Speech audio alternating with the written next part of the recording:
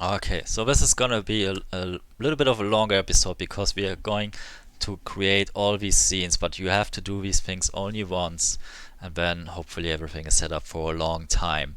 So, first of all, let's get rid of all these things we have created here, which are kind of random.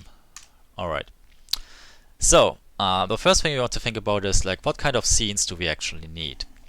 Well, we want to have a scene which is visible before the actual game starts. So, you go live and you want to talk a little about who you are, what kind of game you are playing, which teams are playing, what league it is running, and so on. So we call this the pre-game scene. All right. The next scene we're gonna need is a map draft scene. So this is usually what you are talking about next if you're casting Heroes of the Storm. You're gonna show what kind of maps had been picked and banned by the teams and which is gonna be the first map, and then the lobby is being created and all these things. The next thing we're gonna need is a scene for the draft. So when the draft is happening, you want to still show the team names, but you want like get everything out of the way so that your viewers can see the draft.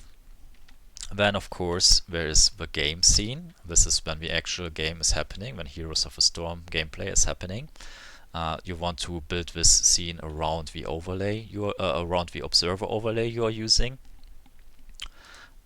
So again, this is mostly empty space, so people can see the actual gameplay. Then once a map of Heroes of the Storm is over, you often want to show the stats, and you don't want to show it like in your Heroes of the Storm game. You want to like block out a little bit like the chat in the bottom right and stuff like this, and which level you currently are, how many quests you have open. I mean, this is not really something your users are interested in. So just block it all out, have a nice overlay to show the stats and the stats only. And this is in theory everything you would need, but we're gonna add one more scene here, and this is what I call the panic screen. So, and what this is for is when something happens, in which case you need to like shut everything down immediately, and no visuals, no audio, because there's some kind of emergency happening. I don't know, like the cat is walking over and threatens to puke into your rig, or the grandma fell in the shower, whatever. Like something which like really needs your attention and you have to go AFK, and you don't want like the camera to be running or like any weird sound being picked up by your microphone. And you also don't want to like random stuff being showing on your screen. So this is the panic screen. This is where you go with one click and like everything is shut off. And it's basically like we encountering technical difficulties, please stand by screen, right? It's good to have that in my years of casting. I have never used it. Fortunately, I had never had the need to use it, but it eases my mind that it is there. Alright, so these are the scenes we're gonna create. And I think I did not forget anything. Yeah. So let's start creating them.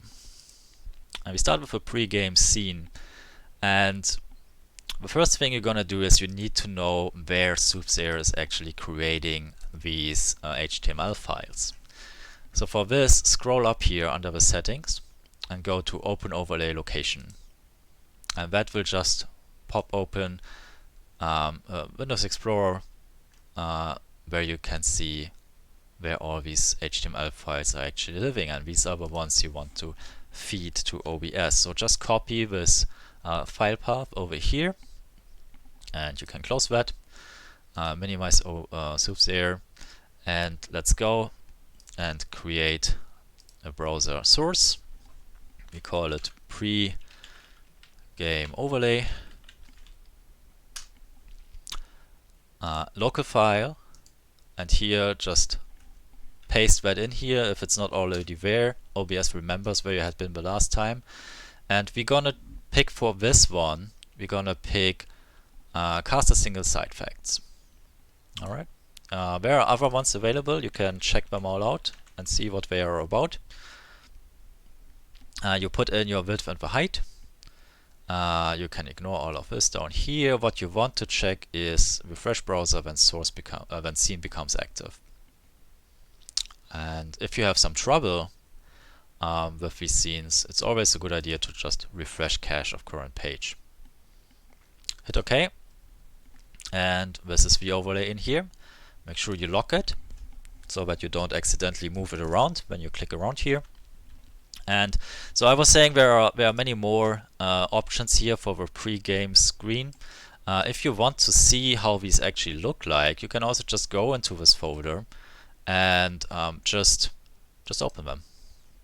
All right, and they will pop up in your browser, and you will see how they look. This is a little bit faster than clicking all these things in OBS. Just double click them in your Explorer, it will open your browser and display them. They are not perfectly, you probably have to go full screen to get a real picture how they will look like. So this is gonna be what you're gonna see in your stream later. Oops, that's the wrong button. Here we go. Alright, so this is an easier way to figure out what's what. Anyways, back to our scene. So this is the pre-game overlay. There's some information gonna pop up here. We're gonna populate that in a later episode. So this is a frame for a camera. You don't have to use a camera, like many streamers do not. I do not use a camera because I don't feel like it. Other people do, and so that's up to you. What you put in here, you can put in your logo here, you can put in a nice background image, or you can put in a camera. So I do have a camera, so I'm gonna put in a camera here, even though I personally would not use one. So adding a camera source as a video capture device, we did not do that before. And when I use a camera, I usually just point it at my beer, so this is why I call it the beer camera.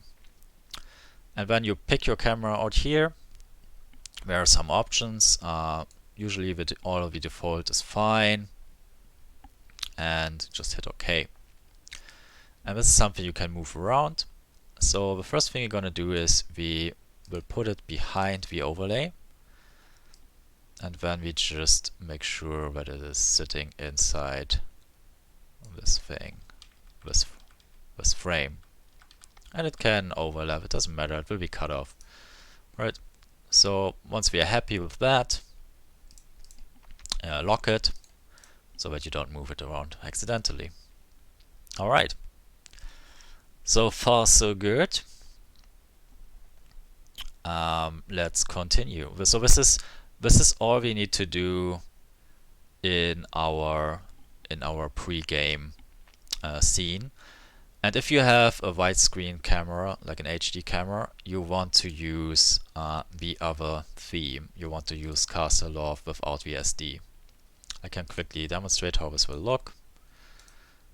You see it has like a widescreen camera here, and I would have to adjust my camera source to accommodate for that. So let's go back to SD. Alright, the next scene is the map draft scene. Again, take a browser, call it map draft overlay, local file, browse, and it's called mapselect.html.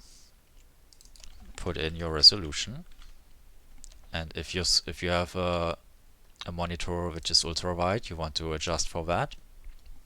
And here is the map selection. If you do it for the first time, there will probably no tiles be showing here. Do not worry, I will show you how to do this. It will look something like that. Just clear data. Oh.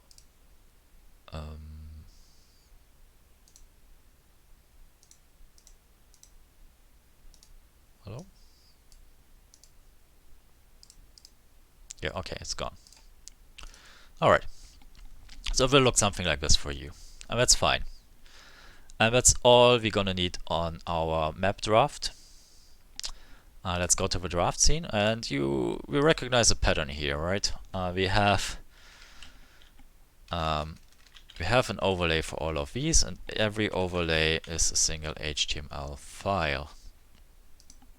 So local file again. Draft.html is the one we want to pick for this one. 1920 times 1080. Refresh browser when scene becomes active. Boom, it's like that. Okay, game. Browser scene. Game overlay. Local file. Browse.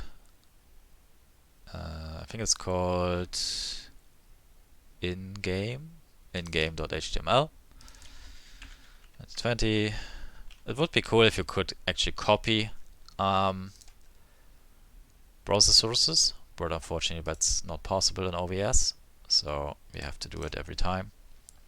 This is the game overlay. And one more. Browser stats overlay. Local file. Postgame.html is the name. 1920, 1080, and refresh browser. Here you go. Lock it. Lock everything. Alright. Panic screen. We do not gonna have any source which is interactive, so we're gonna have an image instead. And this is panic background. And I'm gonna just go to streaming resources. So this is just some files I have downloaded beforehand. So there's like a nice space picture here. I think that's from the NGS assets folder. Credit where credit is due. And just gonna put that one in. And we're gonna add a little bit of text explaining what's going on. Panic text. Let's get a nice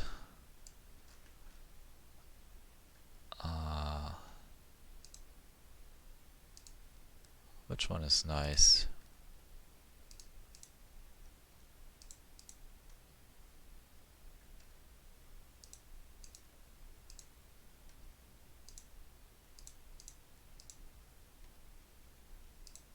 I had a good one before. Let's use this one. Oh, it's not so nice, but whatever. We will be right back. Okay, so whenever you have a background which has like bright and dark areas, you probably want to accommodate for that by putting in some outline on your text with a contrasting color to what you have inside your text. So that basically gives it more contrast to the background, no matter if it is on a dark or on a bright background. So that's fine, we're not gonna overthink this one. Alright, now you can personalize this to your heart's extent. So how do you center things in OBS? In the center it does not really snap, right? So you can either go and right click it and go to transform center to screen, or you just use the hotkey Control D and it will be centered like that. Okay, so this is our panic screen. We lock that too. Okay, there's obviously some things missing here. So we did a camera, but we are obviously missing a game here. So what we have is a game capture.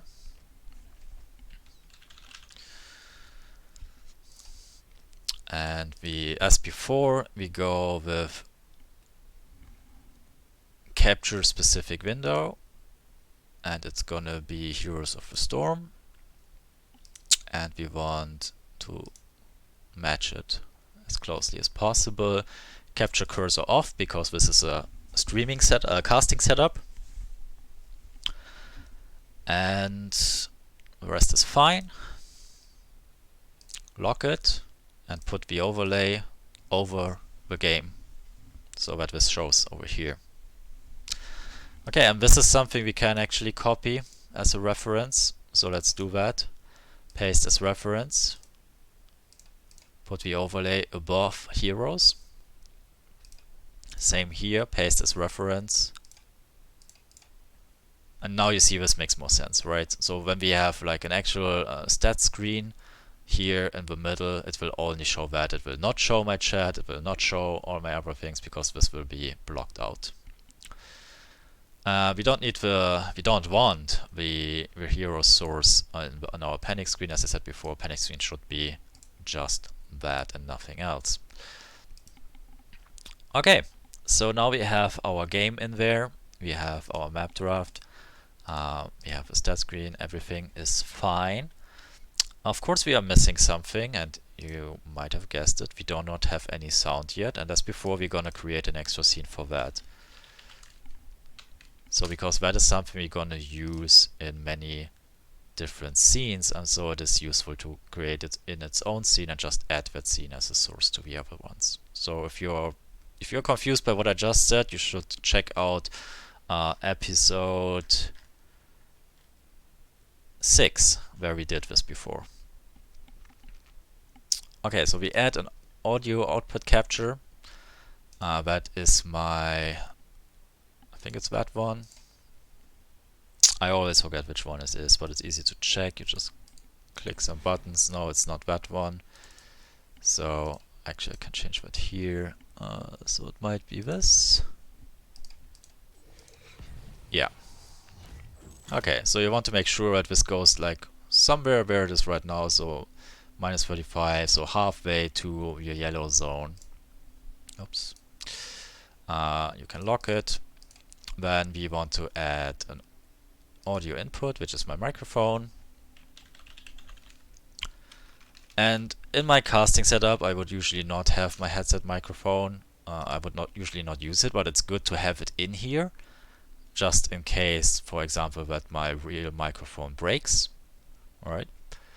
So I want to have this as a backup, and I also want to level it so that if there is an issue and my snowball, I don't know, like I spill my beer over my snowball microphone and now it's gone forever, I can just change to my headset microphone really quick and everything will be fine and leveled, and I am okay with that. So I'm gonna turn this one off, however, and using the eye icon means turning it off.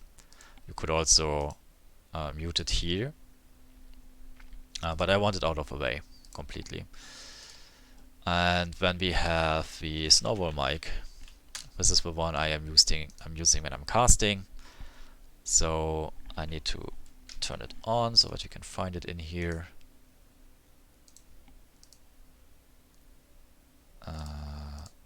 Here it is, Snowball. Alright, leveling that one, so I would have it roughly around this distance from my mouth. It's probably a little bit too loud when I get too excited, so I turn it down a little bit. Right now I'm speaking quite normal, so it would be somewhere here. Maybe a little bit higher, but not much. Alright, so that is leveled. Lock it. And now we're gonna just take the audio scene and copy it. No, we're not copying it. We take the audio scene and we use it as a source in our other scenes. So we have scene as a source, we take audio and we put it to the bottom because we don't want to see it up there, and then we just go and copy that one into all the other scenes as a reference, and that's totally fine. And I did say all the other scenes, but that is of course not true because we're not gonna post it into our panic screen. This is where it does not go. Okay, so this is the audio.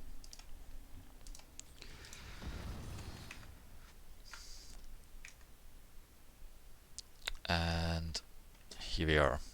Alright, so now we have all our scenes created. There's a little bit extra we're gonna do later. And actually we're gonna do it in the next episode right away.